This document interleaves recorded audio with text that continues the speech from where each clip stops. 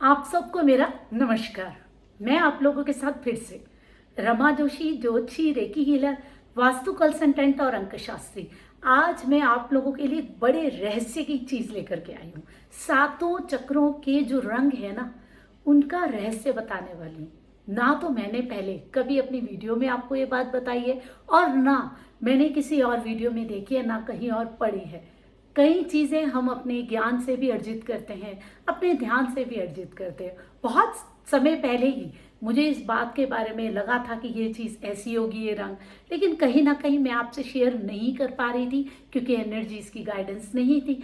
वही चीज़ें हम बता सकते हैं जो मुझे एनर्जीज कह रही हैं कि अब आप बता दो, यही सही समय है। तो अब ये सही समय है। तो ये बहुत ज़्यादा रहस्य की और बढ़िया बात है। अब आप समझिए अपने सातों चक्रों के बारे में, ठीक है ना। सबसे पहले तो ये समझिए कि हमारे सातों चक्र हमारे शरीर में ही है और एक स्ट्रेट लाइन में है। मूलाधार नीचे से शुरू होते हैं हमारे धड़ से, और ये इनविजिबल फॉर्म में रहते हैं, ठीक है। सातों चक्रों के बारे में ये तो सब जानते हैं। कई लोग जो नए नए हैं वो नहीं जानते, उन्हें लगता है कि शायद ये अंदर दिखते होंगे। नहीं, ये ऊर्जा के रूप में विद्यमान रहते हैं हमारे शरीर में। जैसे नसें फैली हुई है ना, वैसे ही हमारे शरीर में एनर्जी की भी नसें टाइप है, उन्हें हम नाड़ियां कहते हैं।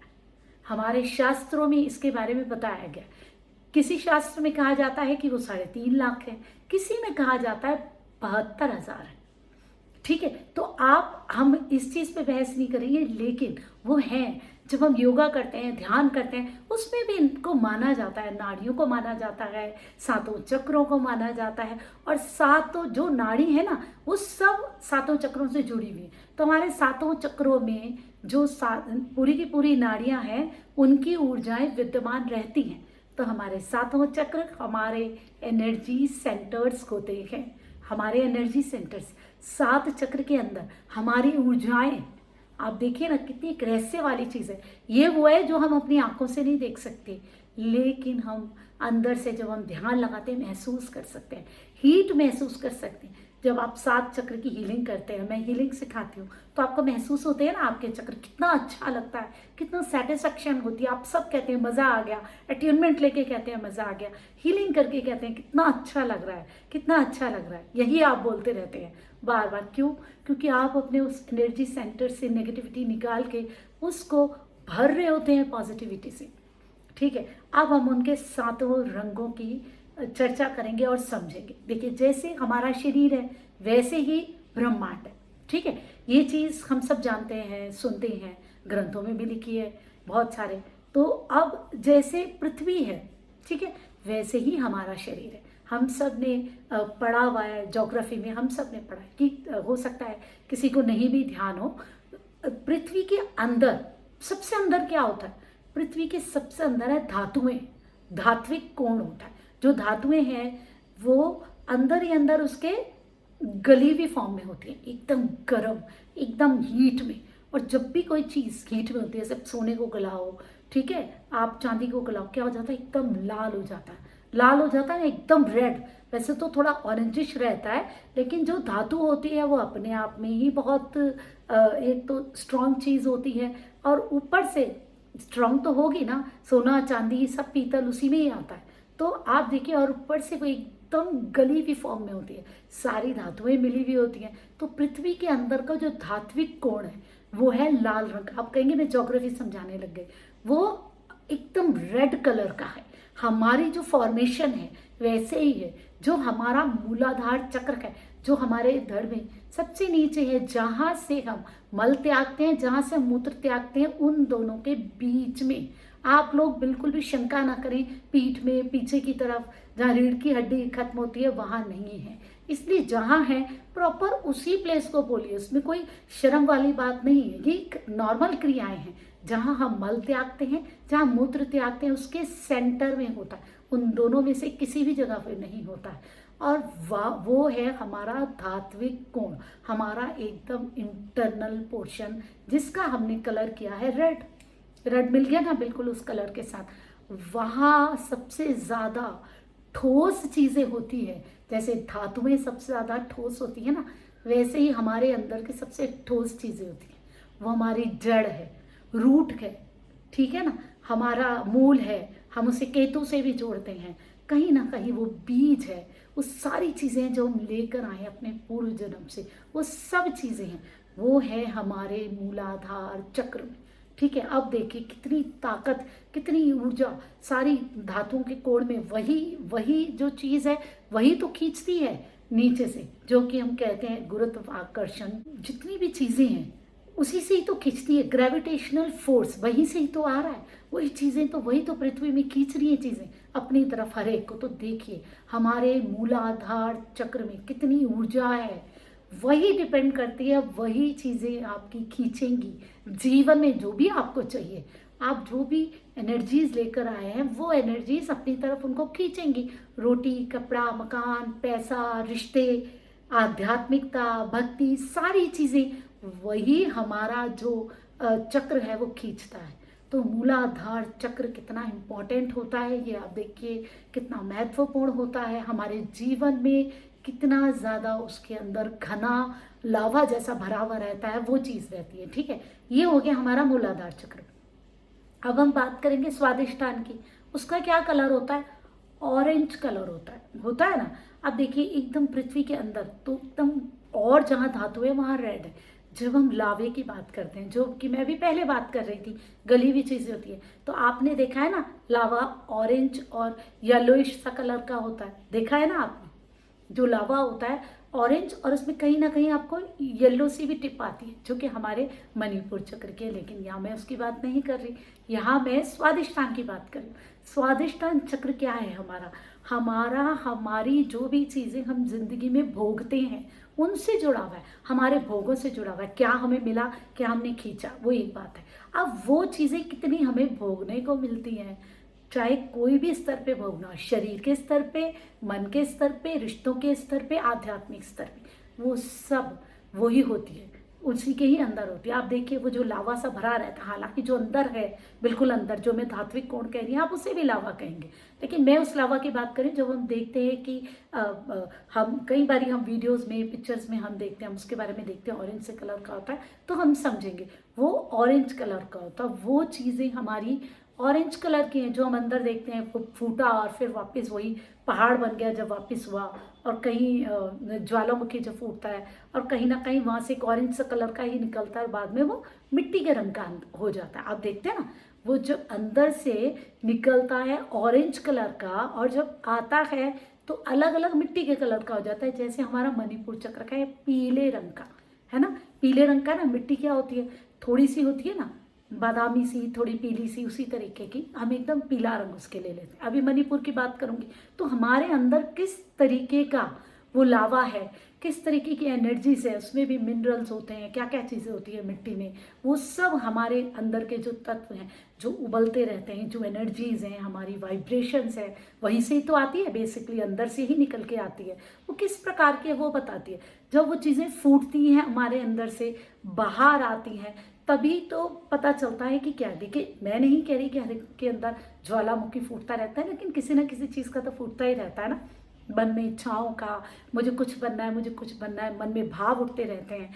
तो वो किस तरीके के हैं, वो हमारी एनर्जी किस तरीके की है, उस ज्वालामुखी में वो जो लावा है उसमें कौन से मिनरल्स हैं, क्या है, कितने तत्व हमने लिए हैं, हमारी फिजिकल फॉर्म क्या है, हमारी कितनी एनर्जीज है, हम ठीक हैं फिजिकली, नहीं है मेंटल, हम कैसे हैं, वो सारा हमारा लावा है। ठीक है, अब हमारा मणिपुर चक्र मैंने पहले ही बताया, वो मिट्टी है, पीली पीली सी मिट्टी जो हमें धरती की सतह में अब दिखती है, जो लावा के ऊपर होती है, जो सारी चीज़ों को ढक देती है। पता नहीं चलता है कि पृथ्वी के अंदर कितनी सारी चीज़ें उबल रही हैं, सारा टाइम उबल रही हैं, और वही हमारा मणिपुर चक्र उन सारी चीज़ों को ढक देता है। कहीं ना कहीं वो जो हमारे अंदर की ऊर्जा है वो उस मणिपुर चक्र में दिखती है। मैं बोलती हूँ कि आपने जितना भी मिला, आपको आपने जितना भी भोगा, मणिपुर चक्र में क्या है, उस तरीके से आपके अपने कॉन्सेप्ट बन जाते हैं जीवन में। ये व्यक्ति ऐसा है, मुझे ऐसा करने से ऐसा होगा, मैं ये पढ़ाई करूंगा तो इंजीनियर बनूंगा, ये करूंगा तो डॉक्टर बनूंगा, ये करूंगा तो मैं टीचर बनूंगा। इस तरीके से हमारे कॉन्सेप्ट डेवलप हो जाते हैं। मम्मी ऐसी होती है, पापा ऐसे होते हैं, पड़ोसी ऐसे होते हैं, फीमेल्स ऐसी होती हैं, मेल ऐसे होते हैं। बहुत सारे हमारे कॉन्सेप्ट क्या है वो उस लावा पे डिपेंड करते हैं। जो कि हमारे स्वादिष्टान चक्र से जुड़े हैं। फिर हमारा मणिपुर चक्र, जो कि उन सारी चीज़ों को एक मिट्टी की तरह एक परत बना देता है। अब हम एक सॉलिड फॉर्म में आ गए। अब हमारा मणिपुर चक्र उन चीज़ों को सॉलिड कर देता है, हमारे कॉन्सेप्ट्स को स्ट्रॉन्ग कर देता है कि जीवन में ये ऐसा ऐसा होता है, इनको हम लेके चलते हैं। ये बातें सब मैं अपनी पहले चक्रों की वीडियोस में बोल चुकी हूँ, अपने चक्रों के बारे में। फिर हमारा हृदय चक्र आता है, अनाहत। अब अनाहत का आप रंग देखिए क्या है, हरा रंग जैसे पत्तों का होता है। अब उस मिट्टी पे जैसी मिट्टी की उर्वरा शक्ति होगी, जितने उसमें मिनरल्स वगैरह होंगे, उसी हिसाब से उसमें भाई जैसा वातावरण होगा, जैसी मिट्टी की क्वालिटी होगी, वैसी उसमें चीज़ें उगेंगी। अब आपने किस तरीके की आपकी मिट्टी है, आपकी एनर्जीज है, वैसे ही उसमें पेड़ पौधे उगेंगे, वैसे ही आपके हृदय में भावनाएं उपजेंगी, जैसे आपके कॉन्सेप्ट बनेंगे। आप कहेंगे सारी दुनिया गंदी है, सब बुरे हैं, सब स्वार्थी हैं, तो आप एक कटु भावना वाले वैसे व्यक्ति बन जाएंगे जहां किसी को सपोर्ट ना करें।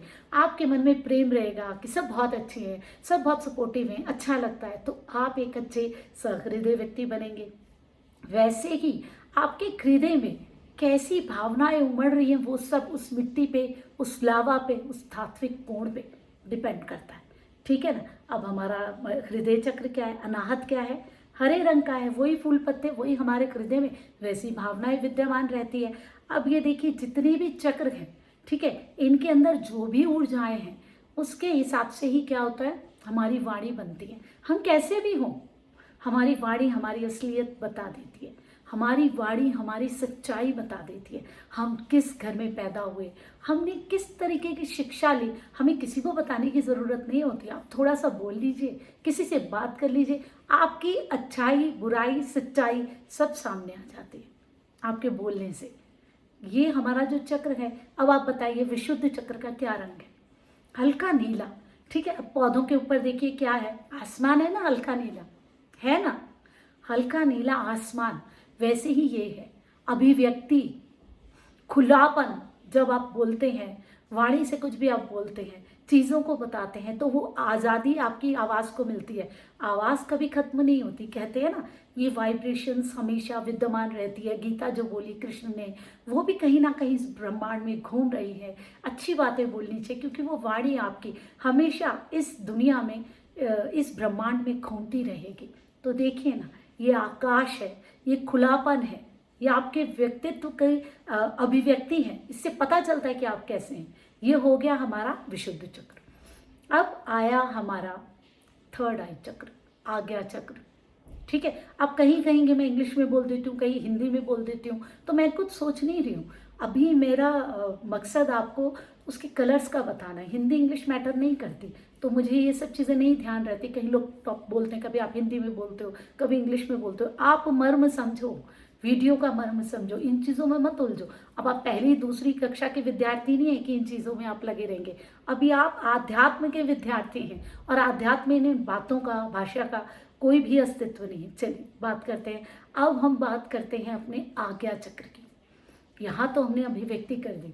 आज्ञा चक्र हमारा अवचेतन मन पूरा भरा हुआ है हमारी पास्ट लाइफ की सारी मेमोरीज से। हमेशा हमने क्या करना है, क्या हम करेंगे, सब कुछ उसमें। तीसरी आंख, थर्ड आई, शिव जी के पास है। तीसरी आंख में देखने की शक्ति, त्रिकालदर्शी है। तीसरी आंख तो सबके पास है, लेकिन हम नहीं देख सकते। देखेंगे तो हमें मज़ा ही नहीं आएगा ना जीने का। ना हम अपना पास्ट अच्छा लगेगा, ना हमें प्रेजेंट अच्छा लगेगा। कितना बोरेंगे, हमें तो बाद में मिल ही जाएगा। कहाँ मज़ा आएगा इन चीज़ों का। मज़ा तब आता है जब चीज़ों का रहस्य अपने वक्त पे खुले। सारी चीज़ें, हाँ मैं ज्योतिषी हूँ, कुंडली देखती हूँ, आप कहेंगे आपको तो पता चल जाता, फिर भी सारी चीज़ें हमें नहीं पता चलती, क्योंकि ईश्वर अपने अपने समय से ही बताता है। कई चीज़ें बिल्कुल छुपा के रखता है, चाहे कोई भी हो। हम ईश्वर थोड़ी ना हो सकते। तो हमारी उस थर्ड आई में सब कुछ है, हमारे उस अवचेतन मन में सब कुछ है।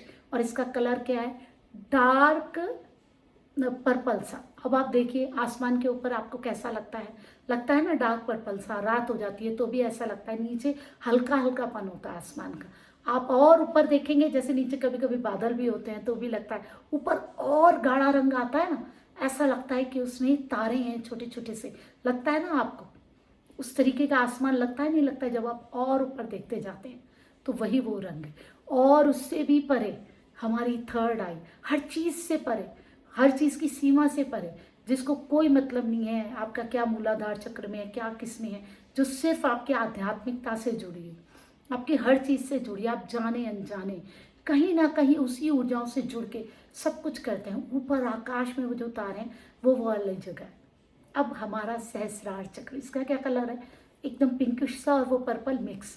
अब आप देखिए उस आकाश से भी परे, हम लोग कहते हैं ना कि हमारा वहाँ पे जो ईश्वर रहते हैं, भगवान रहते हैं, उससे भी ऊपर रहते हैं, सात सात आसमान के आगे हैं, ऐसा हम बोलते हैं।